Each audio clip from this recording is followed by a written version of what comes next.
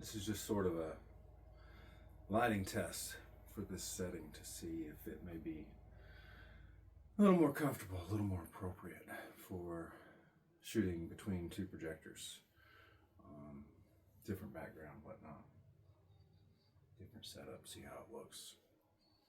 The only reason I'm back here today is Tasha's off and we have an extra puppy here today. Sully and little Dachshund. He can be a little rowdy, a little barky sometimes, so we'll be back here. Maybe be a little more quiet.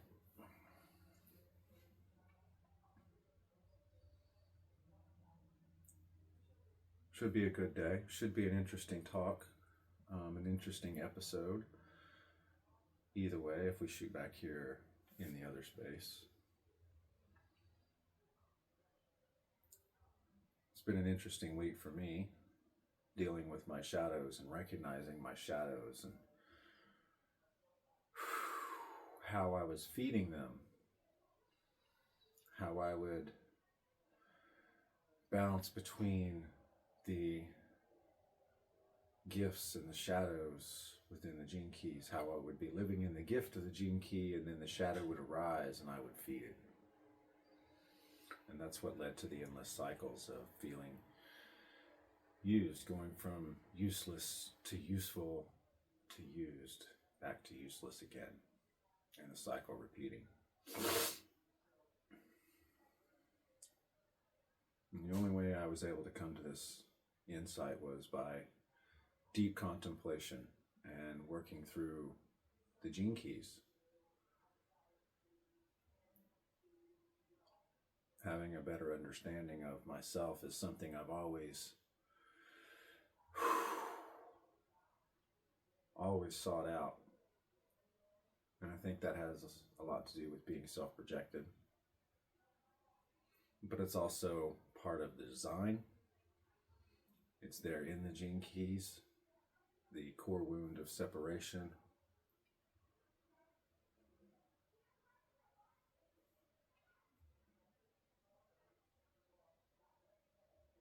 And some of the other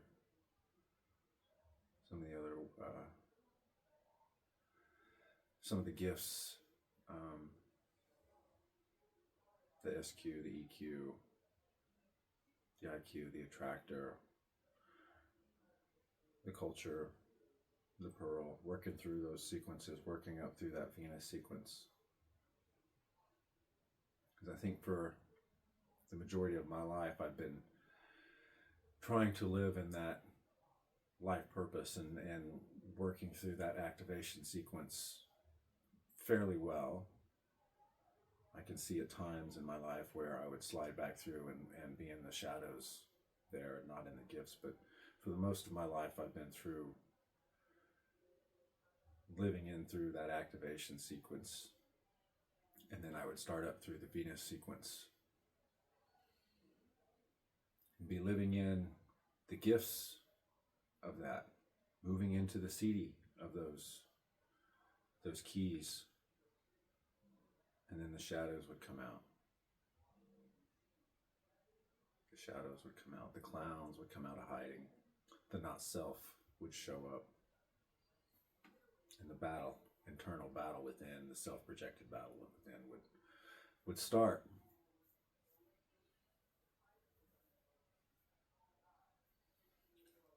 And move on through and get to that core and into the culture. And I could see how now, I can see how when I would get into that space and start moving into that prosperity sequence, moving toward the pearl, when the shadows would come, and how I would slide back and start feeding them, and the agitation and the cycle would start all over again. The cycle of self-hate, loathing, feeling low self-worth. So it wasn't until this past Tuesday,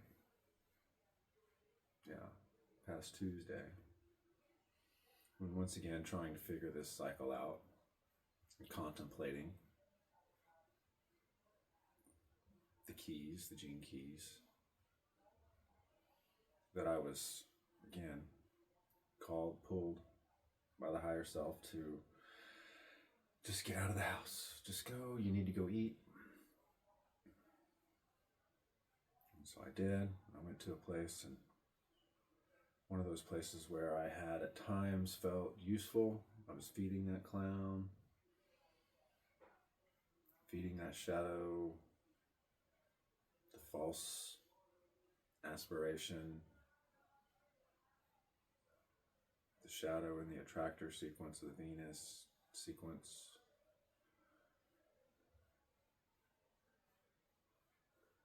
And I had one of those flashes, one of those moments where I was talking to Tasha about it last night. They pulled me out of my body and said, look, pay attention, and then slammed me back in.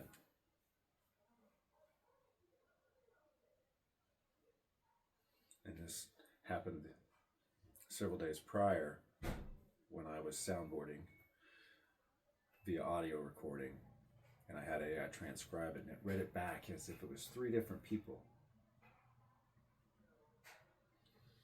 And I was sitting there a little weirded out by it. I was reading the transcript, reread the transcript. And I began to notice the higher awareness, the subconscious mind, the waking conscious observer, the not self, and me. And the irony of how that's what it feels like most of the time. Not most of the time, all the time. All the time, being self-projected.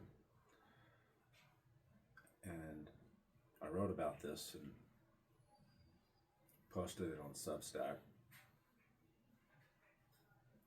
But it gave me that opportunity to see that. And then several days later, going to the diner and having that experience and seeing it again, and then coming home for the next several hours, contemplating, seeing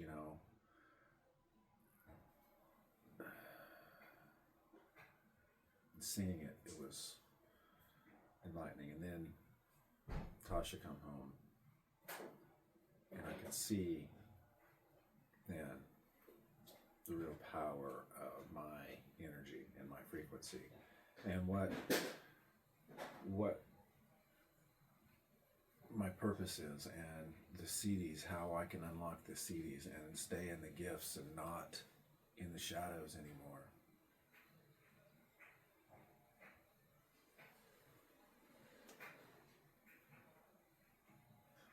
And it was pretty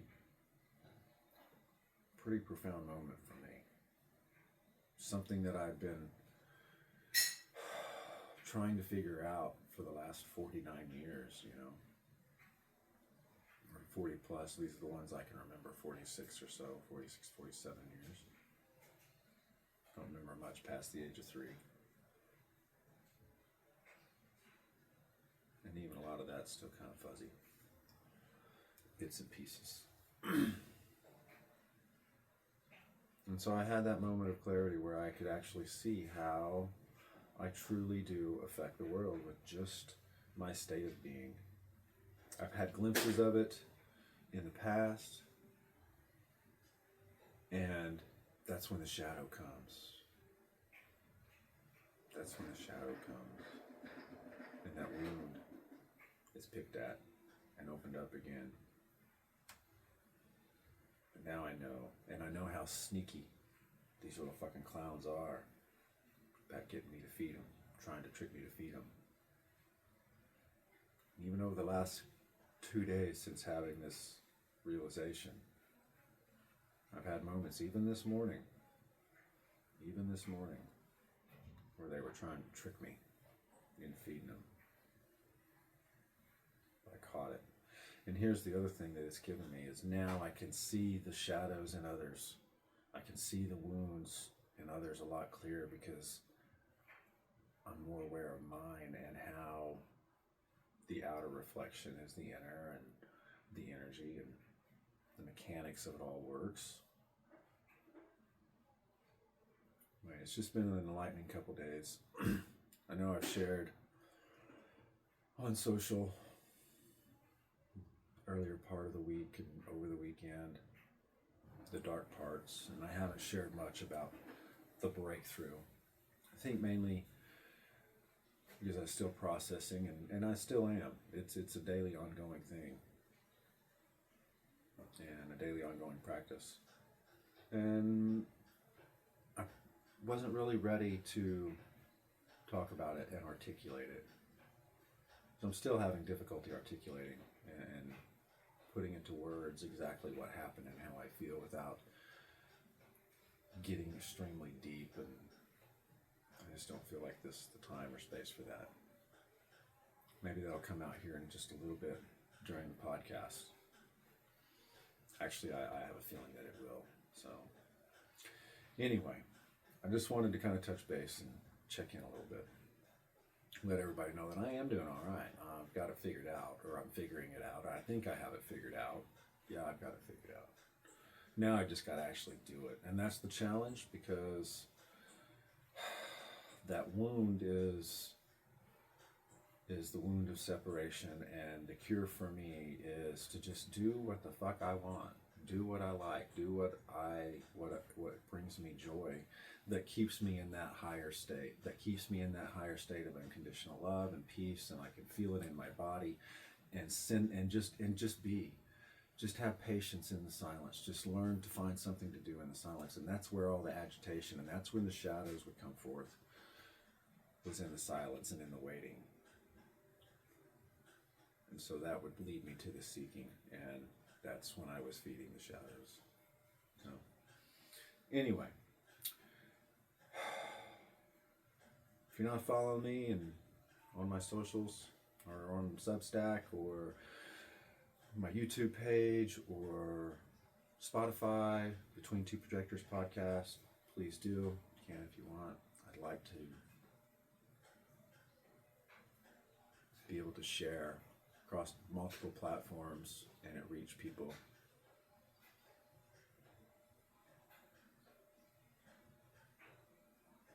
And there it is. There's a little bit of that shadow. There's a little bit of that shadow. And while the gift of selflessness is in my keys, I'm still working to refrain that to where the selfish can be selfless, being selfish, right? And I've talked about this with some of y'all before in some of the other recordings and directly. So I got to put it into practice. Not let the clowns come out, not feed the clowns anymore. The sneaky fuckers. Sneaky little bastards. Anyway, thanks for listening. I appreciate you. Much love. Be well.